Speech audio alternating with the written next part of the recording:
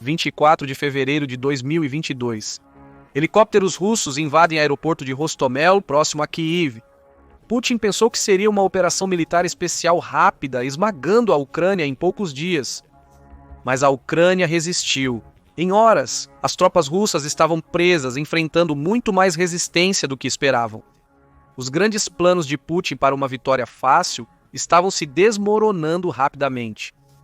Como um dos maiores exércitos do mundo se atrapalhou tão rapidamente? Tudo começou com a arrogância de Putin e o desastre em Hostomel. O aeroporto de Hostomel, conhecido como Aeroporto Antonov, operado pela antiga companhia soviética Antonov Airlines, é um campo de aviação militar e de carga localizado em um subúrbio a apenas 6 milhas a noroeste de Kyiv. Isso o tornou um alvo único para a invasão russa, devido à proximidade com a capital ucraniana e à capacidade de receber grandes aeronaves de carga perfeitas para aviões militares, transportando soldados e equipamentos russos. O aeroporto de Hostomel é a base do antigo maior avião do mundo, o AN-225 Maria, que significa sonho. Isso faria do aeroporto uma base ideal para uma ponte aérea russa, ligando a capital ucraniana à Rússia, de onde mais tropas poderiam ser transportadas conforme necessário. Além disso, como Kyiv está próxima da fronteira ucraniana com a Bielorrússia, esta seria usada como local de preparação não oficial para a equipe de ataque inicial. Como prelúdio para a operação que se tornaria uma batalha, o exército russo precisava primeiro tornar Hostomel acessível por via aérea. Às 7 horas, 1h30 minutos após o anúncio, o controle do aeroporto e bases militares próximas foram alvo de mísseis de cruzeiro calibre. O lançamento visava desativar os radares entre Belarus e Ucrânia, que serviriam como sistema de alerta antecipado, comprometendo a operação. A extensão da salva de mísseis é desconhecida, mas acredita-se que os sistemas não foram danificados o suficiente para sair de serviço. Às 9h30, o exército russo em Belarus montou a primeira onda do ataque. Um contingente de entre 200 e 300 soldados russos acredita-se serem da 31ª Brigada de Assalto Aéreo da Guarda, da 45ª Brigada Spetsnaz da Guarda e da 11ª Brigada de Assalto Aéreo da Guarda, todas unidades de paraquedistas de elite ou forças especiais. Eles embarcaram em 34 helicópteros de transporte e ataque, Mi-24s, Mi-8s e K-52, no aeroporto Vidi Bolshoi Bokov, perto da cidade de Mazir, 100 milhas ao norte de Kiev. Os helicópteros voam sobre os rios Pripyat e Dnipro. Este último flui diretamente para Kiev. Para enganar os radares ativos, os russos usam aeronaves diversionistas e programas de interferência. Mesmo assim, os helicópteros voariam baixo, logo acima do rio, tentando passar despercebidos pelos radares. Seus esforços são bem-sucedidos, e eles chegam à usina hidrelétrica de Kiev, ao norte da cidade.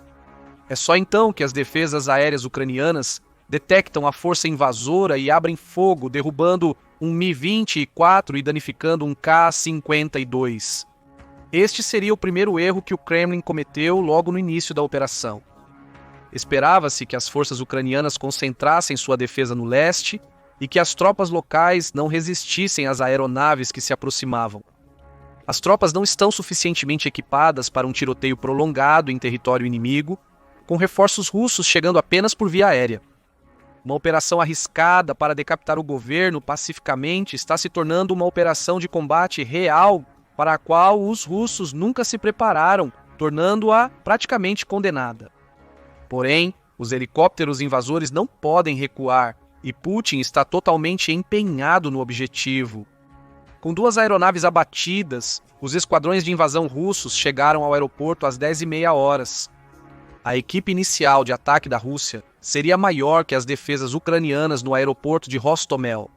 Eles consistiam em 20 soldados no extremo noroeste da pista, operando um canhão antiaéreo Ziu-20 e 32 e protegendo o radar do aeroporto, e 180 homens do extremo sudeste da pista perto dos alojamentos, armados com fuzis e 9 lançadores portáteis K-38 Igla. Os primeiros ataques de mísseis russos que visaram radar e alojamentos, mas erraram, colocaram os soldados em alerta máximo.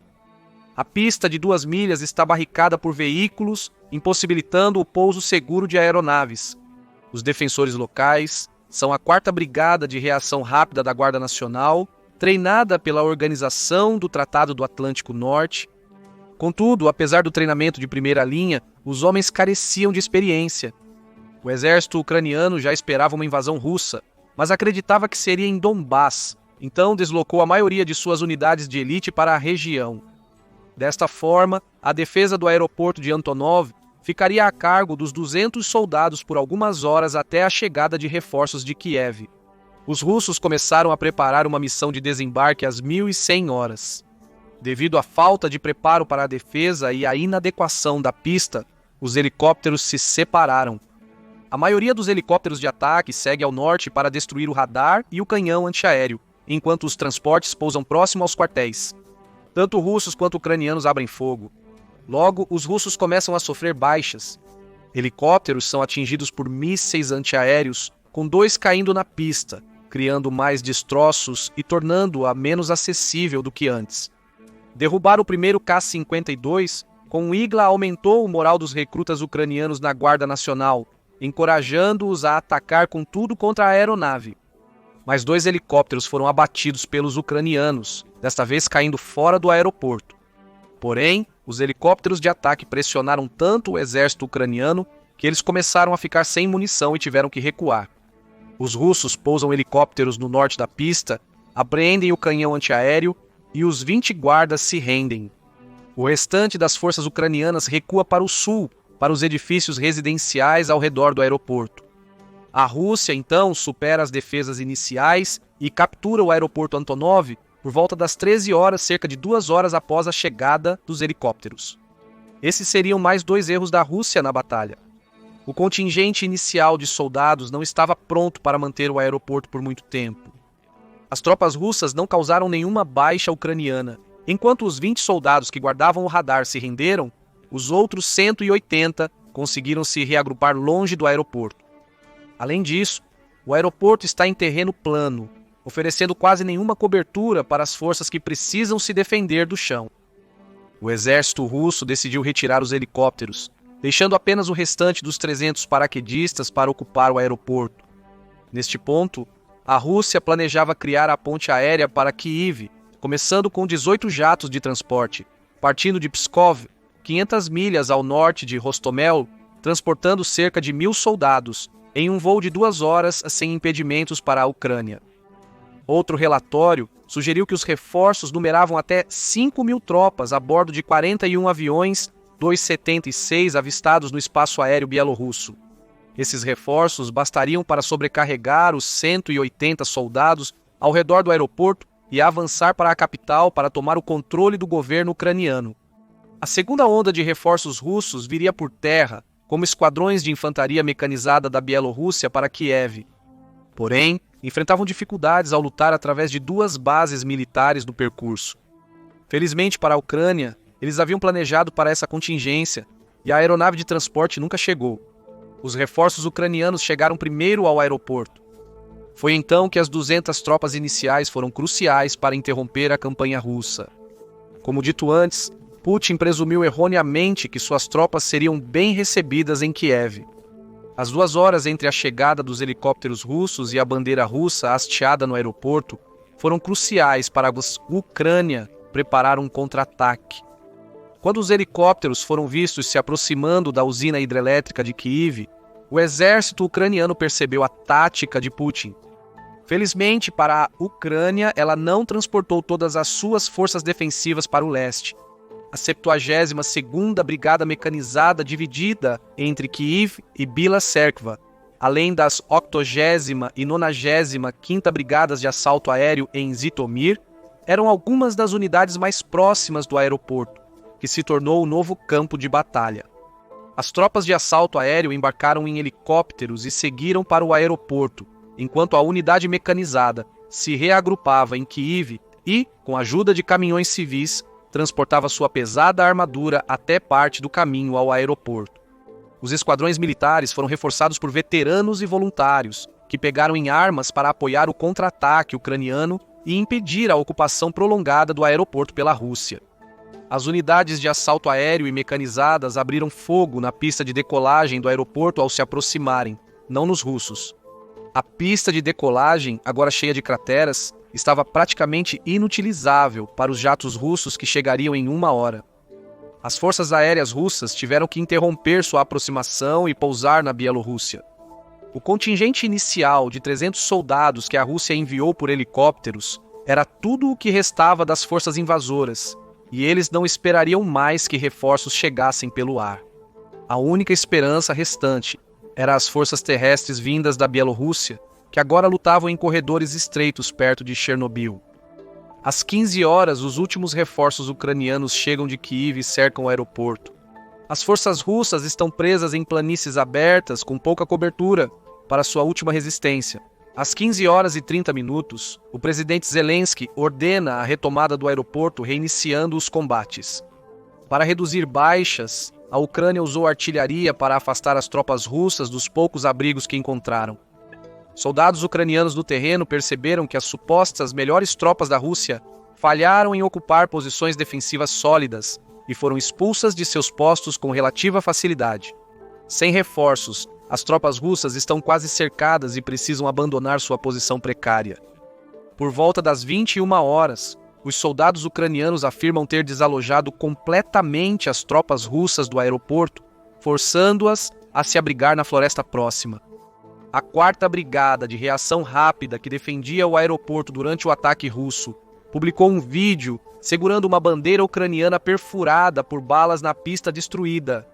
O Ministério da Defesa ucraniano afirmou que os russos invasores sofreram muitas baixas, enquanto a Ucrânia não teve sequer um soldado ferido do seu lado, mostrando o quão ineficaz foi o plano de Putin para tomar o aeroporto. Porém, a batalha não tinha terminado.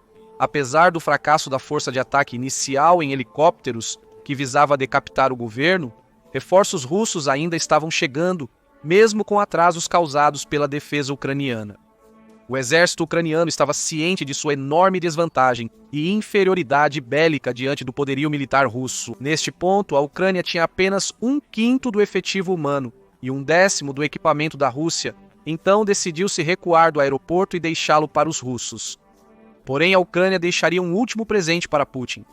A pista do aeroporto foi craterada por mísseis, inutilizando-a para pouso de aviões e transporte aéreo de tropas para a capital ucraniana. Na manhã de 25 de fevereiro, a infantaria mecanizada bielorrussa abriu caminho até Hostomel e a retomou para a Rússia. O Ministério da Defesa ucraniano afirmou que o aeroporto continuou trocando de mãos nas semanas seguintes, conforme os combates perto de Kiev se intensificaram. Contudo, o Ministério reafirmou que o aeroporto estava muito danificado para ter qualquer utilidade.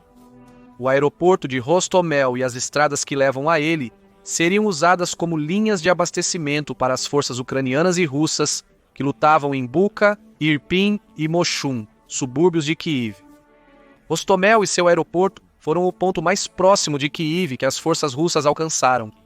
A Ucrânia forçou a retirada da Rússia até 1º de abril, e desde então Kiev nunca mais foi sitiada por forças terrestres durante a guerra. Assim, a batalha do aeroporto de Antonov se degenerou de um ataque debilitante e relativamente simples para uma operação de combate completa que durou semanas, mostrando o quanto a Rússia superestimou suas próprias forças e subestimou as defesas ucranianas. Então, como o Kremlin calculou tão mal? À primeira vista, o prelúdio para a verdadeira batalha não era tão incomum. Ataques decapitadores contra governos estrangeiros não são um conceito novo. Na verdade, a Rússia e seu antecessor, a União Soviética, usaram praticamente a mesma tática 3 vezes anteriores. O primeiro exemplo disso foi a ocupação de Praga, em 1968. Na época, a Tchecoslováquia, aliada soviética, passava por uma rebelião conhecida como Primavera de Praga. A primeira onda da invasão soviética capturou o aeroporto internacional Rusnaia, principal aeroporto de Praga, junto com uma quantidade avassaladora de tropas terrestres da União Soviética, Polônia e Hungria. Com os paraquedistas dominando o aeroporto, os soviéticos rapidamente assumiram o controle do governo tchecoslovaco, possibilitando a chegada de mais reforços aerotransportados.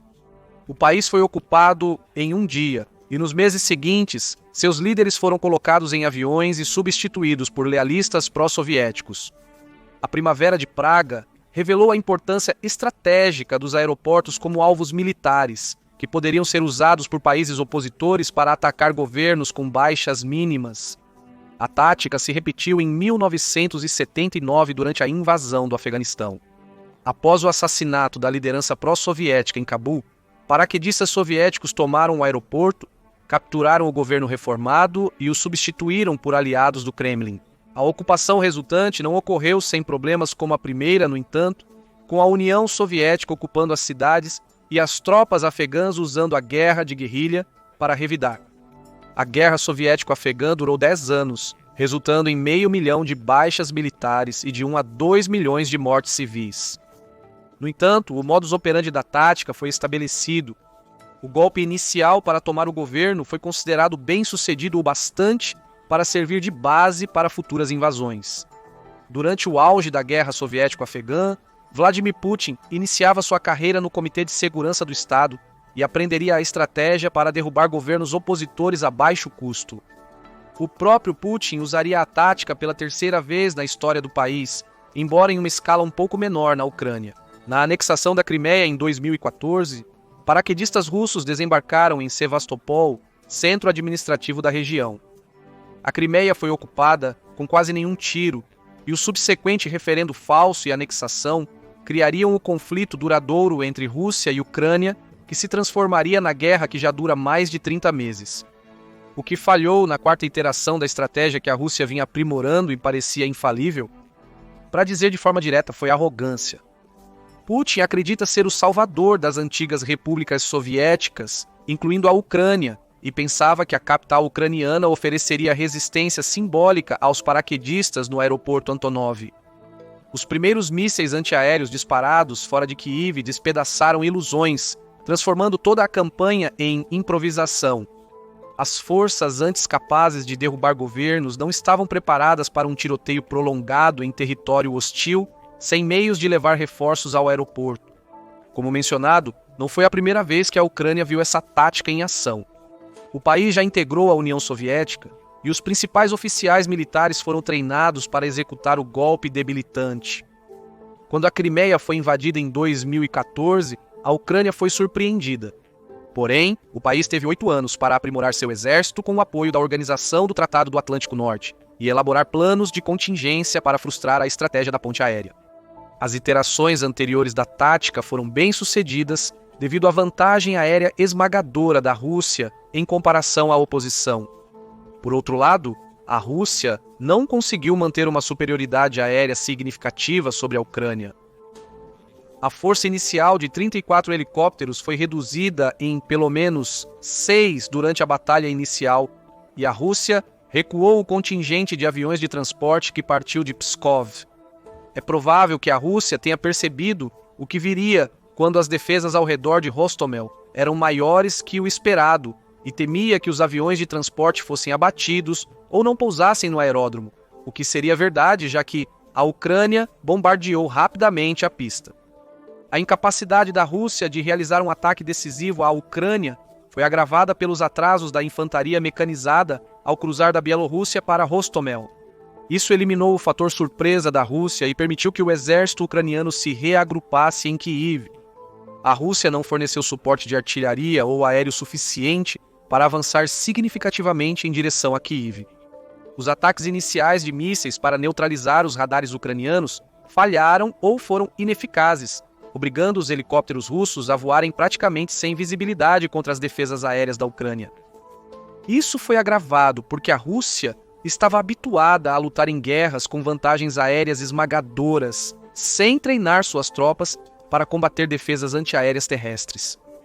Infelizmente para a Rússia, o exército da Ucrânia passou 8 anos sendo modernizado pelo treinamento e doutrinas da Organização do Tratado do Atlântico Norte.